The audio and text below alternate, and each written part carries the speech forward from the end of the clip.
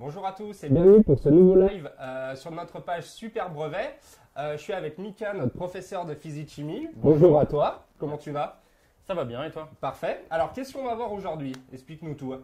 Alors aujourd'hui on va voir le chapitre qui s'appelle Organisation de la matière et transformation de la matière. Excellent, d'accord.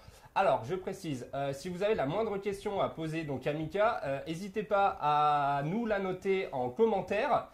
Directement, que ce soit sur YouTube ou sur Facebook. De toute façon, on lira en temps réel ce que vous nous dites et on réagira.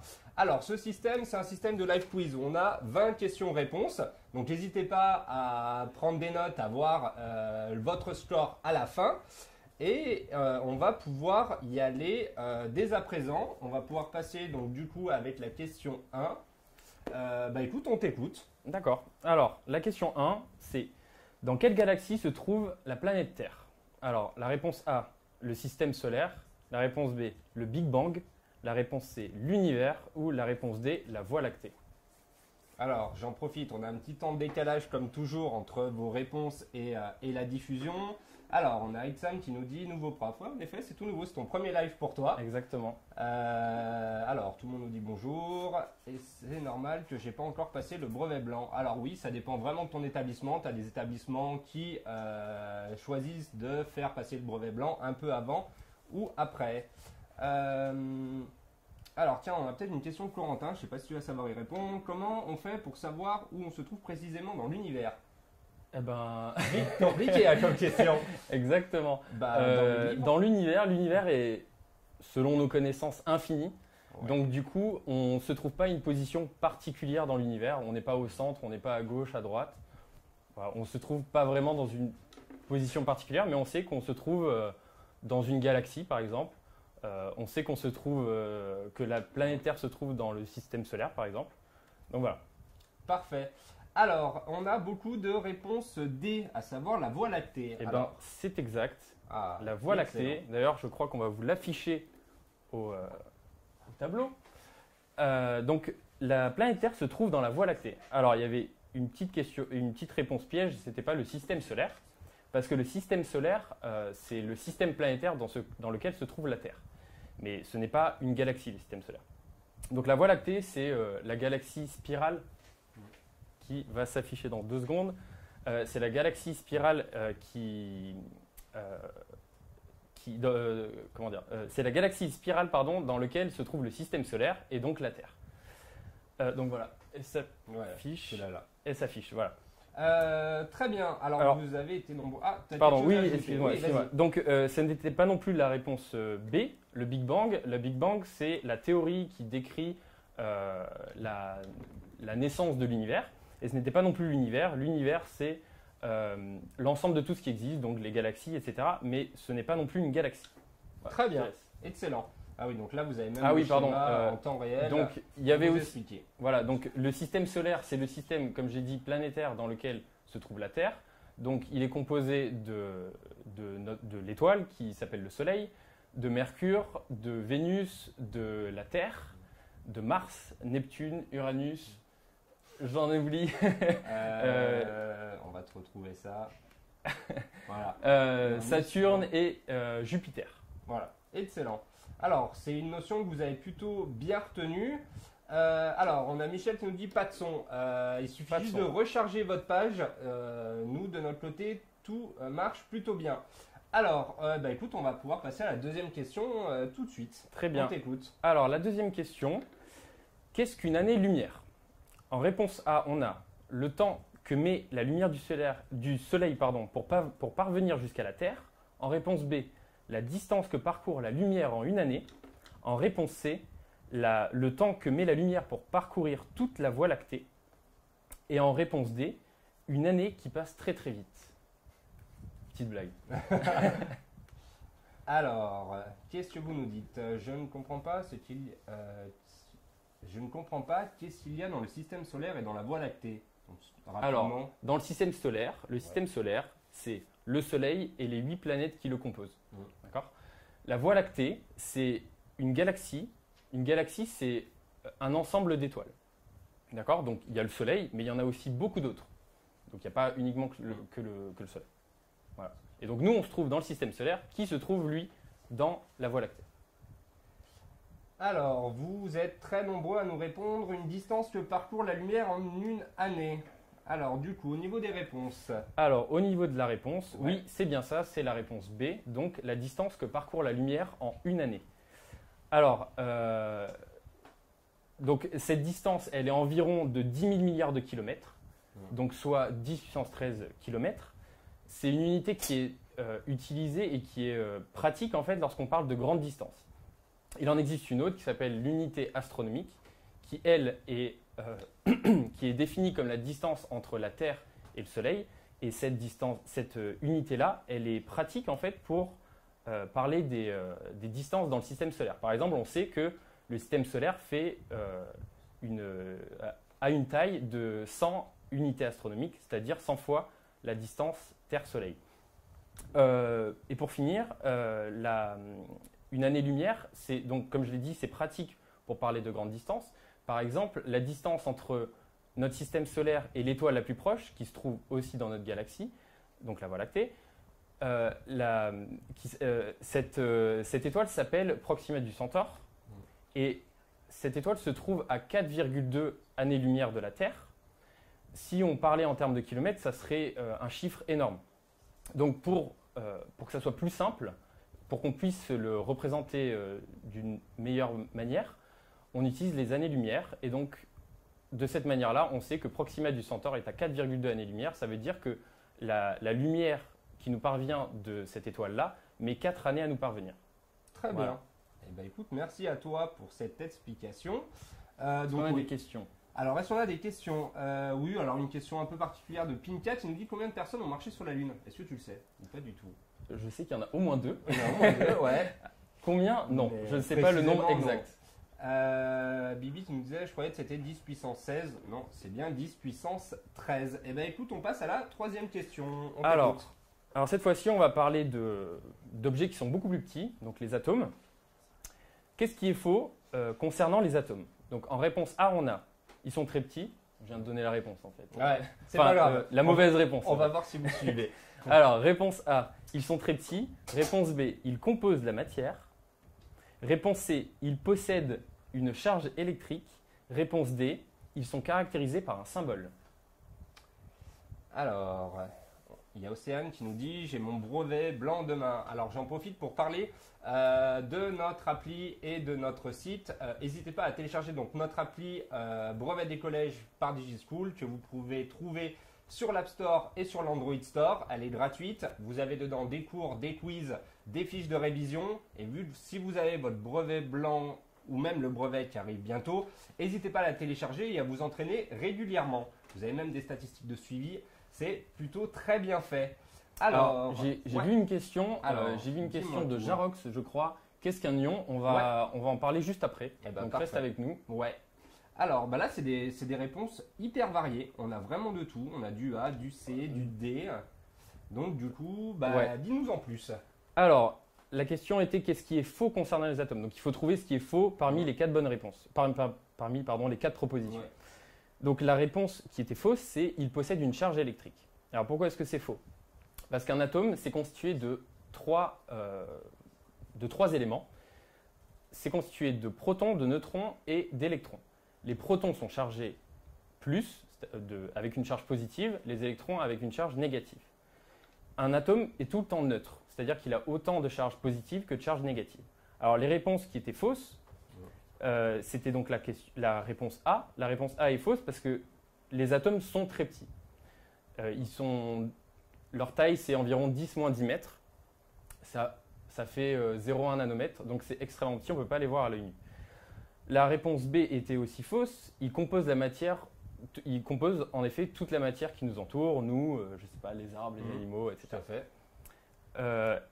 Et dernière mauvaise réponse, ils sont caractérisés par un symbole. Alors c'est vrai, ils sont caractérisés par un symbole. Donc la liste de tous les atomes qui existent en fait, cette liste-là, c'est un tableau, en fait, ça s'appelle le tableau de Mendeleïev, c'est le tableau des éléments périodiques. Voilà. Très bien, parfait. Alors Marine qui nous dit c'est moi qui ai trouvé en première. Eh ben écoute, bravo à toi. Je laisserai donc Claire qui s'occupe de la modération sur YouTube donc de vous répondre et Baptiste sur Facebook de déterminer qui était premier. J'ai vu qu'il y avait quelques petits conflits, ne vous inquiétez pas, c'est pas un concours, l'essentiel c'est que vous compreniez bien tout ce qu'on doit voir ensemble. Allez, question 4, on t'écoute. Alors, la question 4, qu'est-ce qui compose le noyau d'un atome? On reste sur les atomes là. Alors, la proposition A, proton, neutron et électron. La proposition B, proton, neutron. C, proton et électron. D, neutron et électron. Il n'y a qu'une seule bonne réponse. Exactement. Alors, Mariam, tu me dis merci beaucoup, j'adore votre application et vos vidéos YouTube, tous vos profs sont parfaits. Eh bien écoute, un grand merci à toi, ça fait vraiment plaisir. J'en profite dès maintenant pour passer un grand remerciement à toutes les personnes qui bossent sur le projet des lives. Sachez que c'est énormément de boulot et on fait au mieux quotidiennement pour que vous appreniez avec nous. Alors, eh ben pareil, B, C, D, ouais, D, A. il y a un peu de tout comme réponse. Beaucoup de A. Ouais, beaucoup de A. Alors, du coup, on t'écoute. Bon, alors là, comme je l'ai dit précédemment, un atome, il est composé de 3 éléments. Proton, neutron, électron. Ici, dans la question, on parle du noyau d'un atome. D'accord? Donc le noyau, c'est l'élément central. Et le noyau est constitué, lui, de protons et de neutrons. Les électrons, eux, ils sont séparés du noyau et ils gravitent en quelque sorte autour. Voilà. Très bien, et ben c'est parfait. Il y a eu quelques bonnes réponses quand même, mais pas mal d'erreurs vis-à-vis la réponse de B, la ouais. A. Ouais, c'était donc les électrons. Oui, il faut faire attention. Ouais. On parle du noyau et pas de l'atome en général. Donc le noyau, c'est bien protons et neutrons uniquement. Ils sont collés, entre guillemets, entre eux. Voilà. Alors, Julia, tu nous dis, j'ai pas entendu le nom de votre appli. C'est l'application Brevet des collèges par DigiSchool. Ou sinon, vous avez juste à rentrer dans votre moteur de recherche App Store ou Android le nom DigiSchool et vous aurez toutes les 13 applications qu'on développe ici chez nous. Allez, question 5, on t'écoute. Alors, question 5. Que représente le nombre 12 pour l'atome carbone 12, donc, qui s'écrit 12,6C? Est-ce que c'est la réponse A, le nombre de nucléons, la réponse B, le nombre de protons, la réponse C, le nombre de neutrons, ou la réponse D, le nombre d'électrons? Alors, qu'est-ce que vous me dites? Ah, voilà, je suis pas si nul en physique de Colline. Eh ben écoute, tu vois, Tant mieux. c'est parfait. Ça C'est bien. vous permet vraiment de comprendre, savoir où vous en êtes et de revoir ensemble, donc, du coup, ce cours sur la transformation de la matière. Alors, moi, j'ai déjà le brevet. Eh ben écoute, tu peux quand même assister à ce live pour faire une petite piqûre de rappel. Ça fait jamais de mal. Alors, beaucoup de réponses A, donc le nombre de nucléons. Est-ce que c'était la bonne réponse? Eh bien, oui, c'est la bonne réponse. C'est bien le nombre de nucléons. Alors, un atome, il est caractérisé par un symbole. Ici, le symbole du carbone 12, c'est le symbole C, d'accord, qui signifie du coup carbone. Le nombre 12, qui se trouve en haut, c'est le nombre de nucléons. Les nucléons, qu'est-ce que c'est? Les nucléons, c'est les protons et les neutrons. Donc, le nombre 12, c'est la somme des protons et des neutrons qui se trouvent dans le carbone. Le nombre 6, ici, c'est le numéro atomique. Le numéro atomique, c'est le nombre de protons. Donc, en gros, en haut, on a le nombre de nucléons, protons plus neutrons, et en bas, on a le nombre de protons. Très bien, je te remercie. Alors Arthur qui nous demande est-ce que vous allez faire un live techno pour le brevet? Alors on n'en a pas encore prévu, peut-être que ça viendra dans un second temps, mais de toute façon, dès qu'on a prévu d'en faire un, on vous tient au courant dès que ça rentre dans notre feuille de route. Allez, on t'écoute pour la question 6. Alors, excuse-moi, Ouais, j'ai vu. dis-moi. Est-ce que c'est normal de ne pas avoir vu encore vu ce chapitre? de Alors, Stella PSG. Oui, parce que les profs font les chapitres dans un ordre il n'y a pas d'ordre prédéfini pour faire les chapitres. Donc peut-être que vous allez le voir plus tard. Certains l'ont déjà vu. Ça dépend de votre collège en fait. Parfait. Et de votre prof. Oui, Donc tout à fait. excuse-moi, donc la question 6. Oui, oui, Combien d'électrons possède l'atome oxygène 16, donc qui s'écrit 16,8 oxygène? Est-ce que c'est 8, réponse A? Est-ce que c'est 16, réponse B? Est-ce que c'est 24, réponse C? Ou est-ce que c'est 4, réponse D? Donc ici, on parle bien d'électrons. Tout à fait, d'électrons, oui. Alors, sur Facebook, Chelsea nous dit la réponse A, 8. Et on va aller faire un petit tour du coup sur YouTube. Moi, dans mon collège, j'ai vu ce chapitre sur les neutrons, mais pas le système solaire. Oui, bah, comme disait Mika, ça dépend vraiment de comment le prof a décidé de structurer son cours. Et c'est de toute façon, vous arriverez tous à la fin de l'année au brevet avec le même programme. Vous aurez tous tout vu. Ne vous en faites pas. Alors, Je vois beaucoup de A. beaucoup de réponses A, donc 8 électrons.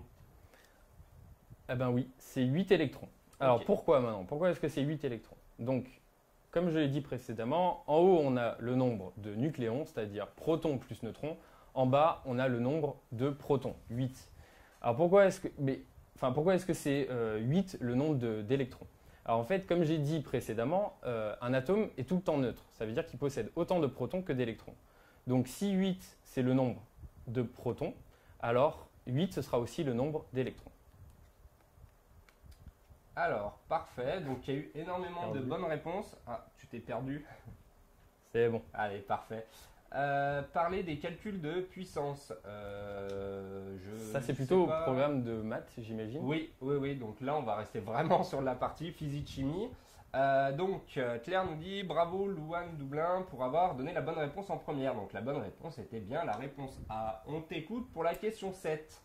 Alors, la question 7, donc là il va falloir équilibrer une réaction chimique. Donc par quel nombre doit être remplacé le X dans l'équation chimique suivante? Donc Cr2O3 plus 3Mg qui donne 2Cr plus XMgO.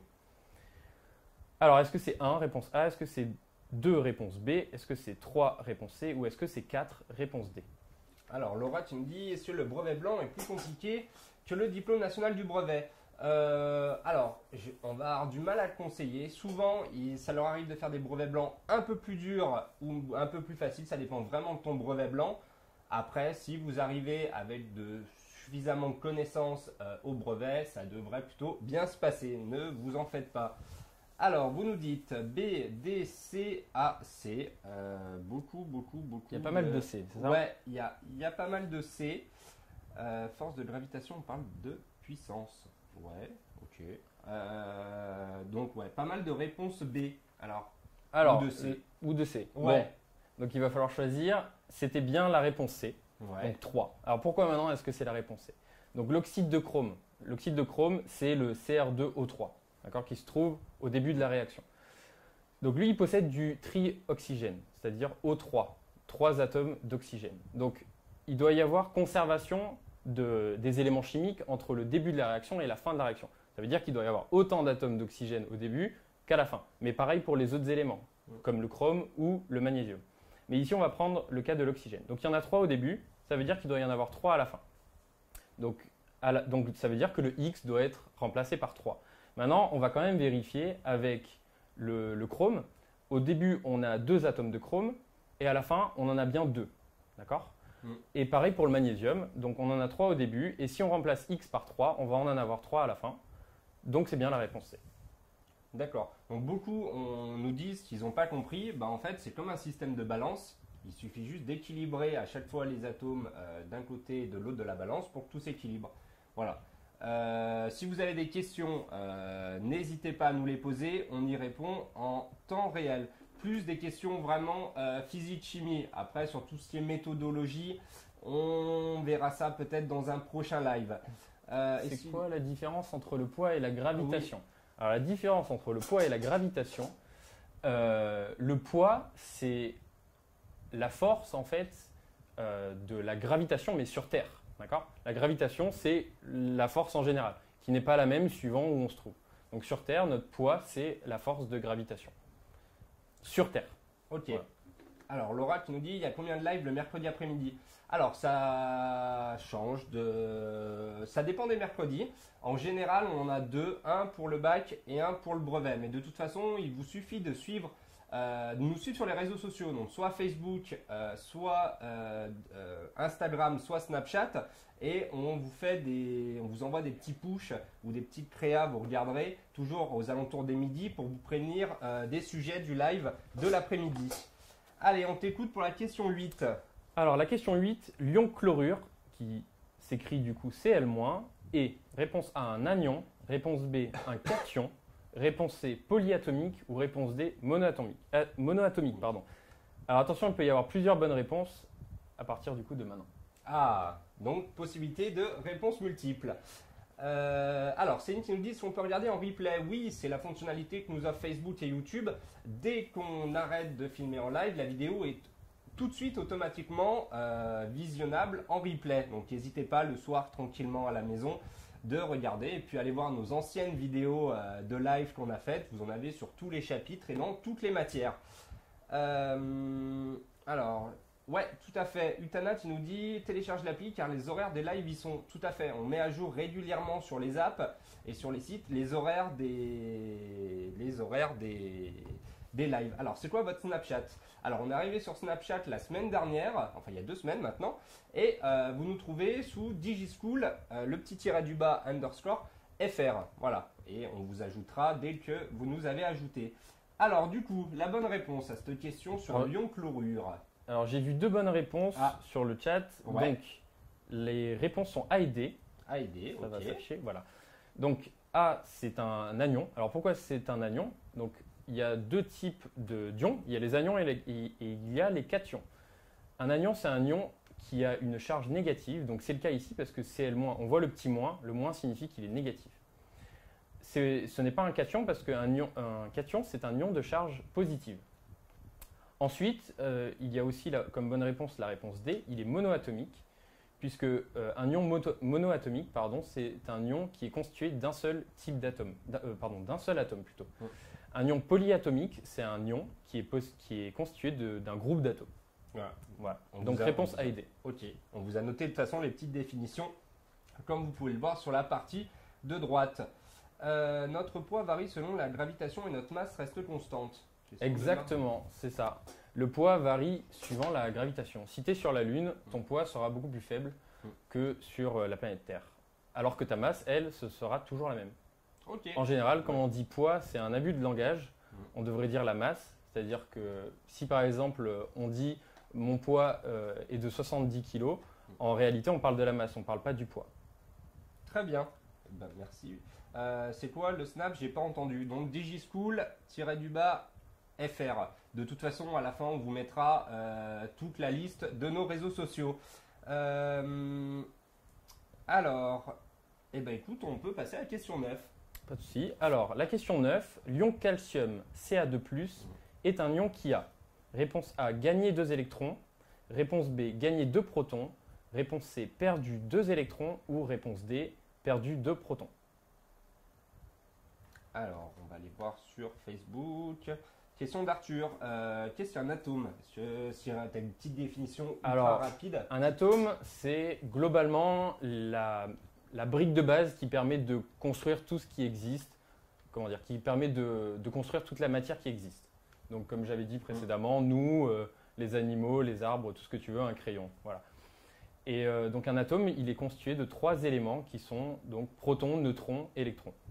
Suivant le nombre de protons qu'il y a dans un atome, ça sera plutôt un atome d'hydrogène, d'hélium, de, je sais pas, calcium, oxygène, etc. Voilà. Alors, Alice nous dit, j'ai déjà appris ça, MDR, je suis en 6e. Eh bien, écoute, c'est possible, c'est possible, c'est tout à fait possible. Tu as un professeur qui voit sur le long terme, c'est très bien. Du coup, pas mal de réponses C. Pas mal de réponses C. Alors, oui, c'est bien la réponse C, perdu 2 électrons. Alors maintenant, on va voir pourquoi. Donc, l'atome de calcium, pas l'atome, l'ion calcium Ca2+, donc on voit qu'il y a marqué 2+. Donc, pourquoi est-ce que du coup, ça serait perdu 2 électrons? Alors, dans l'atome, en fait, comme j'ai dit, il y a des électrons, des protons, des neutrons. S'il a perdu 2 électrons, ça veut dire qu'il y a 2 charges moins qui sont parties, en fait. Donc, ça veut dire qu'il y a 2 protons de plus que d'électrons dans l'atome. Donc, maintenant, c'est un ion. Et il sera chargé positivement, puisque les protons sont chargés positivement. Donc il y a plus de protons que d'électrons. Parfait. Beaucoup de bonnes réponses pour cette question. Eh bien, écoute, question 10. Question 10. Quelle formule de solution ionique n'est pas électriquement neutre? Alors là, peut-être on va laisser un tout petit peu plus de temps, parce qu'il faut bien lire. Ouais. Donc Na++ plus Cl-, c'est la réponse A. La réponse B, Fe3+, plus 3Cl-. Réponse C, Cu2+, plus 2Cl-. Et réponse D, H3O+, plus 3Cl-.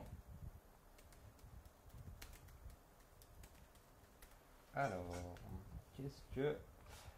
Alors, je suis en troisième, j'ai devoir commun dans 2 semaines. Je travaille sur autre chose. Pouvez-vous m'aider? Je suis en classe de troisième. C'est de Clash vers Yurta. Alors, on va pas t'aider là de suite maintenant sur ce live, mais on t'invite à aller sur le site donc Brevet des collèges de DigiSchool et ainsi télécharger notre appli Brevet des collèges et tu auras toutes les infos de révision. Attends, Alors, je crois que j'ai ouais. vu une Dis-moi question. juste. Pourquoi il marque CA2+, alors qu'il en a perdu? Donc il a perdu, attention, il a perdu des électrons. D'accord? S'il perd des électrons, il perd 2 charges moins. Donc ça veut dire qu'il va avoir 2 charges plus en fait. Il va être chargé 2 fois en positif. Voilà. Ok, parfait, merci. Donc la question était de Colline. Alors, j'aime pas la physique. Bah, Colline, toujours, j'aime pas la physique. On a toujours des matières qu'on apprécie plus ou moins. Mais il faut quand même avoir des connaissances dans toutes. Alors, c'est quoi une solution ionique? C'est une solution. Pardon, excuse-moi. Ouais, bien sûr, vas-y. C'est une solution avec des ions. Très bien. Alors, Tout simplement. Dans votre... alors, du coup, la bonne réponse. Alors, pardon, la bonne réponse, c'était la dernière, donc la réponse D. Donc, c'est H3O plus 3 Cl-. Donc, H3O pardon, H3O, en fait, c'est une molécule, d'accord? Mais elle a, même s'il y a un 3, le 3 veut dire qu'il y a 3 atomes d'hydrogène, d'accord? Mais il y a un seul plus, il n'y a pas de 3 à côté du plus. Ça veut dire que cet ion-là est chargé positivement, mais il a juste une charge positive. Par contre, Cl-, il a aussi une charge négative, mais il y a un 3 devant lui. Ça veut dire qu'on a rajouté 3 atomes de chlore, pardon, pas 3 atomes, 3 ions chlorure. Donc du coup, ça veut dire que la charge du deuxième membre de l'ion chlorure sera 3 fois négative. Donc du coup, c'est pas équilibré. La solution, du coup, là, n'est pas neutre. Il y a plus de charge moins que de charge plus. Donc c'est pour ça que c'est la mauvaise réponse. Que c'est la bonne réponse, pardon, mais que cette solution ionique n'est pas électriquement neutre. On arrive donc à la moitié de ce live, donc n'hésitez pas à nous dire à peu près comment vous en sortez, si c'est plutôt positif ou négatif. Alors, on passe à la question 11, on t'écoute. Alors la question 11, une solution de pH égale à 2 est une solution acide, réponse A, basique, réponse B, neutre, réponse C, ou aucun des trois, réponse D. Donc là, on passe sur la partie pH. Tout à fait. Alors, je n'ai pas encore vu ça en physique. Oui, c'est ce qu'on expliquait tout à l'heure, ça dépend vraiment de ton professeur, comment il décide de structurer son programme tout au long de l'année, si il veut commencer par une partie ou non, mais ne t'inquiète pas, en juin, quand tu passeras ton brevet, tu auras vu tout ton chapitre. Avez-vous expliqué la force et la masse de l'apesanteur? Alors non, on ne l'a pas expliqué. Alors, vous nous dites réponse A, B, A. Alors, ouais, pas mal de A, quasiment même, que de la réponse A, l'acide. Alors, est-ce que c'était une solution acide? Alors c'est exact, c'est une solution acide. Donc il faut retenir 3 trucs en fait pour le pH essentiellement, en tout cas pour cette question. Un pH entre 0 et 7, ça sera plutôt une solution acide. Enfin pas plutôt, ça sera une solution acide. Un pH de 7 exactement, ça sera une solution neutre. Si c'est autour de 7, on dit que c'est quasiment neutre. Et une solution qui a un pH de 7 à 14, ce sera une solution basique. Donc ici 2 se trouve entre 0 et 7, c'est bien une solution acide. Tout à fait. Alors de toute façon, on vous a mis un petit bandeau récapitulatif de ce que vient de dire Mika. Alors, eh ben, écoute, on va pouvoir passer à la question 12. On t'écoute. Alors, une solution basique est-elle une solution?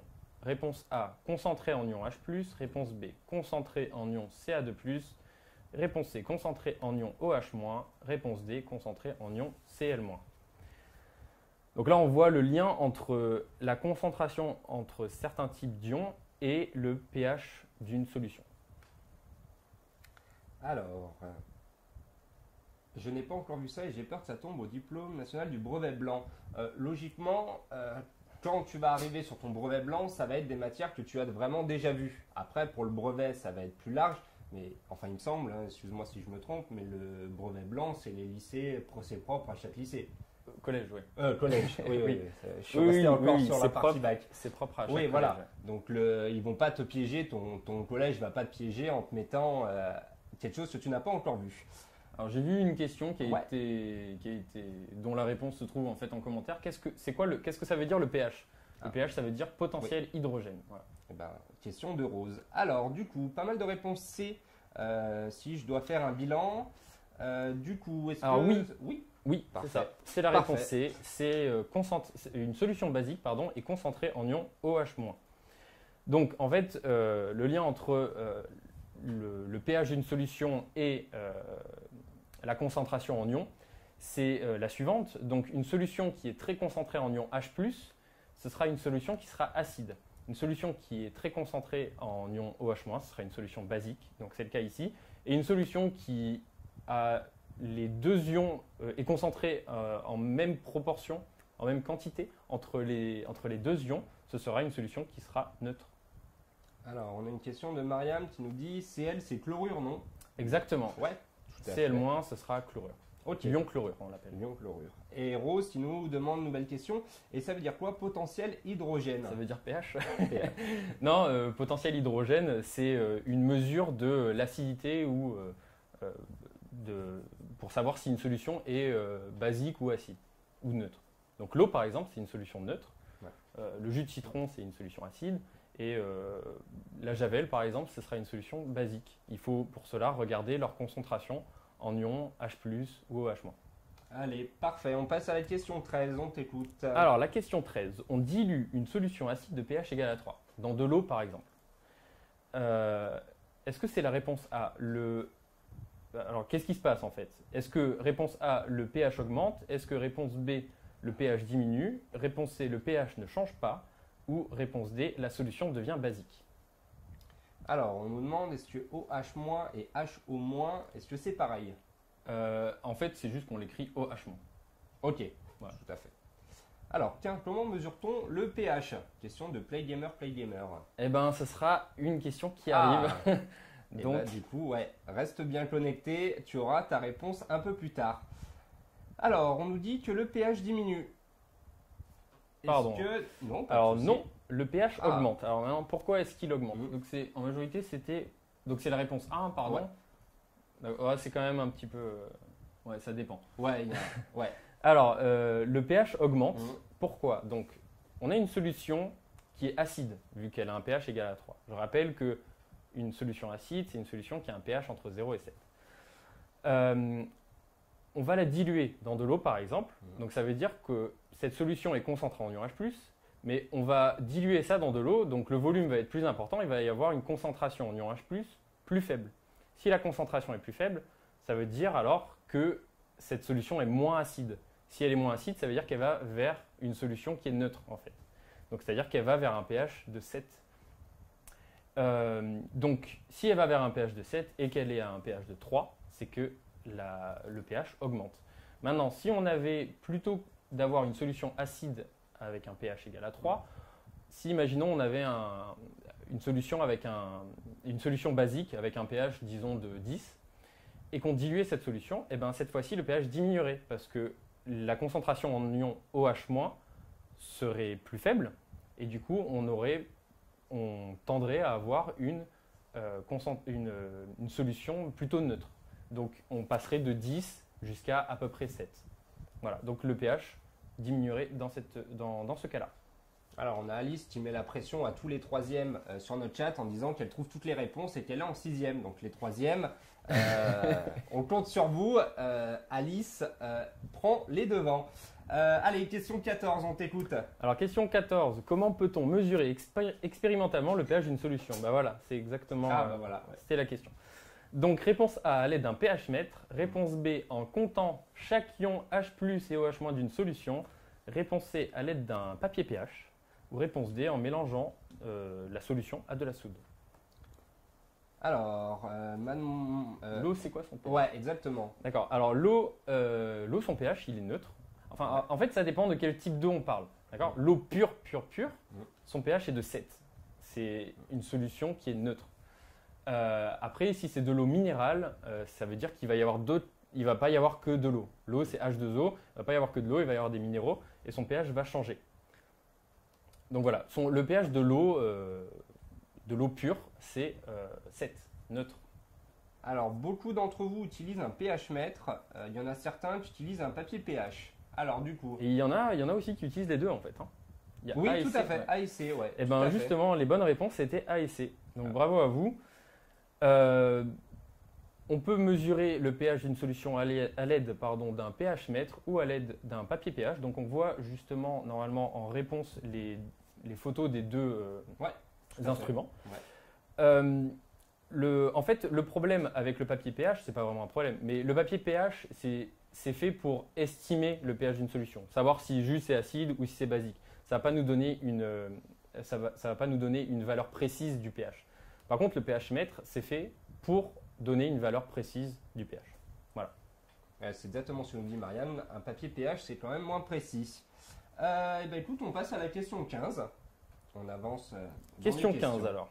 Ouais. On effectue une réaction acido-basique entre des ions H+, et OH-, en quantité équivalente. Qu'est-ce qu'on obtient? Est-ce qu'on obtient une solution acide, une solution réponse A, une solution basique réponse B, une solution neutre réponse C ou de l'eau réponse D? Attention, il peut y avoir aussi plusieurs bonnes réponses. Ok. Possibilité de réponse multiple. Mais pourquoi on évite mes questions, Sniff Sniff? La différence entre l'énergie mécanique et l'énergie cinétique. Est-ce que tu connais la réponse? Alors oui, l'énergie cinétique, c'est l'énergie que l'on a lorsqu'on se déplace à une certaine vitesse. D'accord? Ça dépend de la vitesse uniquement. Et pardon, ça dépend pas que de la vitesse, ça dépend de la masse aussi, de l'objet qui se déplace. L'énergie mécanique, c'est la somme de l'énergie cinétique et potentielle. Voilà. Parfait. Alors, n'oubliez pas, possibilité de réponse multiple. Alors, en réponse multiple, on a Louane qui nous dit CA, Outana CD, Céline BD. Est-ce que vous aussi vous avez testé quelle est l'acidité du Coca-Cola? Est-ce que tu l'as testé? Alors moi non, L'acidité je n'ai du pas Coca. testé, mais oui, le coca, c'est une solution acide. Oui, tout à fait. À quelle heure le live des maths? Alors le live de maths, niveau par contre bac, attention, aura lieu à 17h avec Fatoumata tout à l'heure. Alors du Moi coup, je vois quand même des C et D. Donc Ouais. c'était justement la bonne réponse, C et D. Donc une réaction acido-basique entre des ions H+ et OH- en même quantité, ça nous donne une solution neutre, vu qu'ils sont en quantité équivalente. Après, pourquoi est-ce qu'on obtient de l'eau? Parce que l'ion H+, lorsqu'il réagit avec l'ion OH-, on voit d'ailleurs s'afficher l'équation de la réaction sur l'écran. Ça donne H2O. Et H2O, c'est précisément de l'eau. oui, tout à fait. Alors on passe du coup à question 16, on enchaîne. Vous n'avez pas de questions apparemment, donc on enchaîne. Alors, par Question. réponse, question 16. Ouais. Lorsque l'on met en contact de l'acide chlorhydrique et du fer, que se passe-t-il? Ça, c'est une question de cours. A, il ne se passe rien. B, des ions Fe2+ se forment. Ou C, il y a formation d'un précipité. Donc, de l'acide chlorhydrique et du fer. Alors, mademoiselle MLX Anna nous dit oui, moi j'ai testé en cours le coca. N'hésite pas à nous dire en commentaire ce que ça a donné. Je pense que ça peut intéresser beaucoup de monde. Alors, est-ce que vous allez parler de la gravitation? On l'a fait en début de ce live, donc n'hésite pas. Tu reprends en replay dès la fin. Alors, on a du B, du A, du C. Alors, Urtana, tu nous dis j'adore votre chaîne DigiSchool. Écoute, un grand merci à toi. Alors, du coup, la bonne réponse, ou les bonnes réponses, je sais pas. Alors, il y a une seule bonne réponse, Ouais. c'est la réponse B. Des ions Fe2+ se forment. Ok. Donc, on voit aussi ça apparaître à l'écran l'équation de la réaction. Donc, on voit que lorsque l'on mélange de l'acide chlorhydrique, c'est H++ plus Cl-. Lorsqu'on mélange du H++ plus Cl- avec du fer et qu'on le fait réagir, ça va nous donner du Fe2+ plus H2. H2, c'est du dihydrogène. Alors, pourquoi est-ce qu'il n'y a pas... J'ai dit que l'acide chlorhydrique, il y avait du Cl- aussi dedans, des ions chlorure. Pourquoi est-ce que ça apparaît pas dans l'équation? C'est parce que en fait, ces ions ne participent pas en fait à la réaction. Ils sont, comme on dit, spectateurs. Donc on laisse juste les ions qui réagissent entre eux en fait. Donc le fer et l'ion H+ réagissent ensemble, donnent du Fe2+, et du dihydrogène. Est-ce que j'ai oublié quelque chose? Non, ça me paraissait plutôt Non, complet. Écoute. voilà. Donc c'était bien la réponse B. Ouais. Alors, on arrive doucement à la fin de ce live. On aura une grande partie questions-réponses. Donc, commencez à préparer vos questions dans vos têtes pour poser à Mika à la fin donc de la 20e question. Allez, question 17, on t'écoute. Question 17. Si l'on rajoute de la soude à une solution et qu'un précipité bleu se forme, cela met en évidence la présence d'ions. Réponse A, Fe2+, réponse B, Fe3+, réponse C, Cl-, réponse D, Cu2+. Alors, on a Camille Art officiel qui nous dit c'est quoi 2H+. C'est deux ions H+. Ok. En fait, pour que la réaction soit équilibrée, il faut qu'il y ait deux ions H+, qui réagissent avec du fer. Voilà. Alors, Lina qui nous dit qu'elle ne comprend pas, est-ce qu'il y aura un cours plus précis sur cette leçon? On t'invite à aller directement sur notre application Brevet des collèges par DigiSchool, téléchargeable sur iOS et Android, ou sur le site Brevet des collèges DigiSchool. Tu as juste à taper directement dans Google et tu auras donc le lien de notre site, où là tu as des cours, des quiz, des vidéos, tu as tout pour réviser au mieux ce chapitre. Alors, pas mal de réponses variées, mais la Je vois souvent plupart... A et D. Ouais, A et D. Même D, un peu devant. Alors, la bonne réponse, c'était la réponse D. Donc, c'est bien Cu2+. Donc, en fait, si on veut identifier certains ions dans une solution, on va mettre en général de la soude, mais aussi, on va pouvoir mettre du nitrate d'argent. Donc, il y a un tableau qui s'affiche. Donc, lorsqu'on met de la soude, si on a un précipité de couleur verte, ça va nous indiquer la présence d'ions Fe2+. Si on a un précipité de couleur marron rouille, ça veut dire qu'il y a du Fe3+ dans la solution. Et si la couleur du précipité est bleue, alors ça va mettre en évidence des ions Cu2+. Donc c'était la bonne réponse. Maintenant, si on met du nitrate d'argent pour déterminer s'il y a des ions chlorure, Cl-, alors la couleur du précipité qui va se former sera blanche. Donc réponse D. Là on a une perle. Ma prof d'histoire n'arrête pas de nous dire que vous n'êtes pas de vrai prof et qu'il ne faut pas suivre vos cours. Je pense qu'elle dit surtout ça car ses cours sont nuls comparés à vous. Pas pour ta prof, juste pour toi. Si, tous nos professeurs sont des vrais professeurs qui viennent en plus de leurs cours nous donner de vrais cours. Donc, désolé pour ta prof d'histoire, mais nous avons des vrais profs. Après, je ne connais pas ses cours, donc je ne peux pas juger de ses cours. Alors, Mariam, tu me dis s'il faut apprendre par cœur le tableau. Oui, on peut. Il faudrait apprendre par cœur le tableau. C'est pour pouvoir identifier quel type d'ion il y a dans une solution. Voilà. Du coup, question 18, on t'écoute. Alors, question 18. On peut déterminer la présence de dihydrogène s'échappant d'un tube à essai quand? Réponse A. La flamme d'une allumette s'éteint. Donc, on approche une allumette et cette flamme s'éteint. Réponse B. Une allumette incandescente se rallume. Donc, ce qu'on fait, c'est qu'on allume une allumette, on éteint la flamme, on approche l'allumette et elle se rallume. Réponse C, la flamme d'une allumette produit une petite détonation. Donc on approche la flamme d'une allumette et ça fait un petit bruit. Ou réponse D, le tube explose au contact de la flamme. Alors, on a Élise qui revient donc sur la question d'avant avec le tableau, avec le fer. Donc Fe+, je ne comprends pas, personne n'est d'accord. Mon prof me dit rouille, mon grand frère en bac S me dit rouge et vous marron. Parce que c'est une couleur qui est un petit peu entre tout ça. Exactement. Donc, rouille, c'est plutôt rouge-marron. Voilà. En tout cas, c'est bien différent du vert, du bleu et du blanc. Alors, vous êtes nombreux à nous demander quand aura lieu le prochain live d'histoire. Alors, je me tourne vers Tony qui est juste derrière. Et est-ce que tu sais quand aura lieu le prochain live d'histoire? Au mois de mars. Au mois de mars, ok. Il n'y a pas encore de date, mais de toute façon, on vous tiendra au courant dès qu'on a la date. Beaucoup de... pareil, il y a un peu de tout, mais beaucoup de C quand même. La flamme d'une allumette produit une petite détonation. C'est ça, la flamme d'une allumette produit une petite détonation en présence de dihydrogène. C'est d'ailleurs une des caractéristiques de ce gaz. Si on approche la flamme et qu'il ne se passe pas cette petite détonation, alors ça veut dire qu'on est en présence d'un autre gaz. Et pour finir, si la flamme d'une allumette incandescente se rallume, donc je répète, on allume une allumette, on l'éteint, et on approche l'allumette du tube à essai. Si la flamme se rallume, alors ça veut dire qu'il y a du dioxygène, qu'il y a dégagement de dioxygène. Parfait, merci pour toutes ces petites précisions. Pas de questions, donc écoute, on peut passer à la question 19. Alors, il reste 2 questions. Ouais. Alors, les 2 dernières questions sont sur les métaux.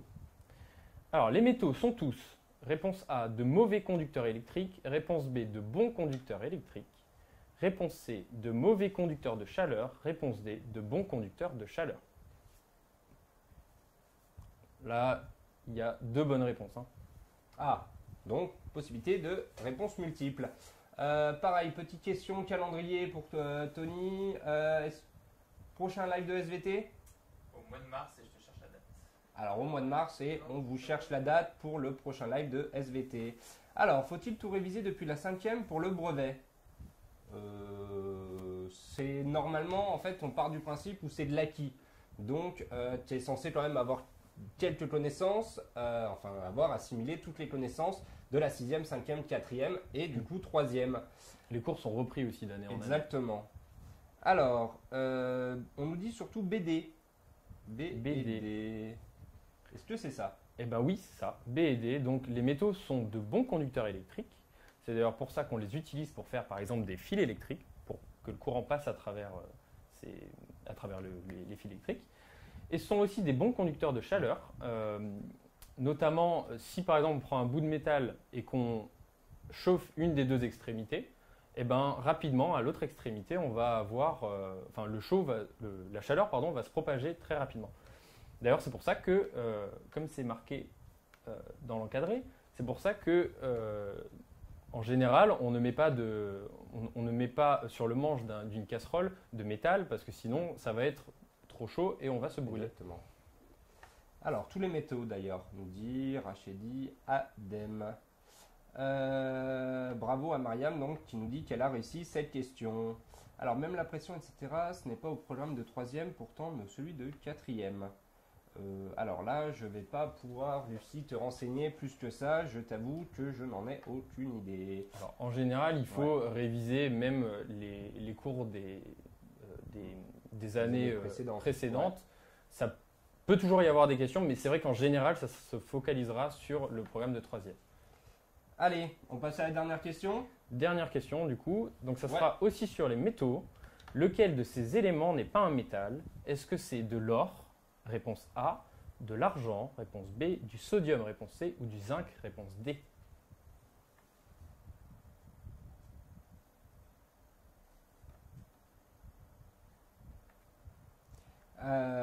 Alors, qu'est-ce qu'on apprend en 6e? Est-ce que ce qu'on apprend en 6e va nous servir au brevet? Oui, encore une fois, comme l'a dit Claire juste en dessous. C'est progressif en fait. Vous allez aussi revoir des choses que vous avez déjà vues précédemment. Exactement, c'est exactement ce que dit Claire qui vous répond sur YouTube. C'est une base, il faut que ce soit acquis. Allez, donc dernière question, vous nous dites beaucoup la réponse C, donc du sodium. À l'unanimité, ouais. Ouais, quasiment. Ouais. Donc, oui, c'est bien du sodium. Les 3 autres propositions étaient bien des métaux, donc l'or, l'argent, le zinc. Mais il y en a d'autres comme le cuivre, le fer ou encore l'aluminium. Parfait. Alors, est-ce qu'on a terminé du coup ce système de quiz? Alors, n'hésitez pas à nous dire si vous avez fait beaucoup de fautes ou pas. Et surtout, n'hésitez pas maintenant à nous poser vos questions. Mika va y répondre tout de suite. Donc, le sel, est-ce que c'est du sodium? Non, c'est du le sel, c'est du NaCl. Ok. Alors, donc ça, c'était une question de Louane. Louane, c'est pas sa première question. Donc, faites comme Louane. Du chlorure, pardon, du chlorure de sodium, oui. Ah. Parfait. C'est tout. Parfait. Alors, du coup, peu de questions. Youyou qui nous dit: j'ai eu 114 sur 300 à mon premier brevet blanc. N'hésite pas à retravailler, va sur nos sites et notre application pour revoir et assimiler plein de nouvelles connaissances. Voilà, ils sont super continués, Lucie. Eh ben, écoute, un grand merci à toi. On est content de pouvoir t'aider. Playmotion, un live après. 17h, niveau bac, mathématiques avec Fatoumata. Pouvez-vous expliquer les réactions chimiques et surtout l'écriture d'une équation bilan? Waouh. Ça demande. Enfin, c'est compliqué Ouais. de l'expliquer comme ça. Une réaction chimique doit être équilibrée. Donc, c'est-à-dire que lorsque deux éléments réagissent entre eux, à la fin, ça va donner des. Donc, il y a les réactifs et les produits. À la fin, ça va donner donc des produits, et ces produits doivent être en même quantité que les réactifs. C'est-à-dire que si on a, je ne sais pas, 3 atomes d'hydrogène au début, eh ben, on doit en avoir à la fin aussi. Voilà, il faut ajuster les coefficients, on appelle ça des coefficients stoichiométriques. Il faut les ajuster pour que ce qu'il y a au début, en termes d'éléments chimiques, soit aussi là à la fin, en termes d'éléments chimiques du coup. Alors, on avait une question aussi de Camille qui nous dit, par contre, une question, tous les métaux sont conducteurs car j'ai appris que non. C'est exactement ce Si, que tu dis. tous les métaux sont Voilà, conducteurs. exactement. Donc, les métaux que j'ai listés précédemment, donc l'or, l'argent, Ouais, le zinc, l'aluminium et il m'en manque 2, oui voilà, le cuivre et le fer, oui ils sont tous conducteurs. Alors, Cassandra, tu nous dis, l'appli, le site est génial, ça nous sert pour le brevet, alors merci. Eh bien écoute, ça fait plaisir à entendre et on te remercie pour ça. Alors, Comment fait-on pour calculer la masse d'un objet? Voilà. Ça se calcule pas en général, c'est en fait on mesure la masse d'un objet, c'est quelque chose qui est propre à un objet. Donc en général, c'est pas quelque chose qu'on calcule, on ne peut pas vraiment le calculer. Alors, je vais demander à la technique de nous afficher, parce que vous êtes beaucoup à nous demander, notre Snapchat. Donc, ils vont vous afficher juste en dessous le lien de tous les réseaux sociaux. Donc, pour vous qui êtes niveau brevet, 2 pages Facebook à suivre, la page DigiSchool et la page Super Brevet par DigiSchool pour vous. Notre Twitter, donc DigiSchool et DigiSchool News pour savoir tout ce qui se passe au niveau du collège, de toutes les actualités collège.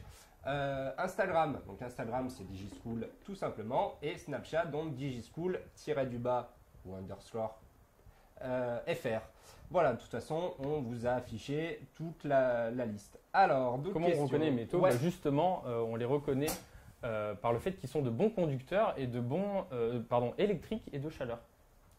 Alors, doit-on réviser la propriété des ondes et l'effet Doppler? Ça, je Non. t'avoue, non. Ok. Alors, beaucoup de messages d'amour. Donc nous aussi, on vous aime. Beaucoup de messages d'amour. Ouais, on vous envoie C'est tout notre gentil. amour. Eh ben écoute, il y a l'air de plus trop avoir de questions, donc on va s'en arrêter là. Je te remercie beaucoup en tout cas d'être venu pour ce live. C'était un plaisir. Eh ben, parfait. On espère que ça vous a été plus utile. N'hésitez pas à le regarder en replay, le partager avec vos amis et de nous suivre sur les réseaux sociaux donc, qui sont affichés juste en dessous. On vous dit à la semaine prochaine pour vous les collégiens. Et si vous voulez suivre notre live de maths niveau bac, c'est avec Fatoumata à 17h. Allez, on vous dit à bientôt sur DigiSchool et passez une bonne après-midi.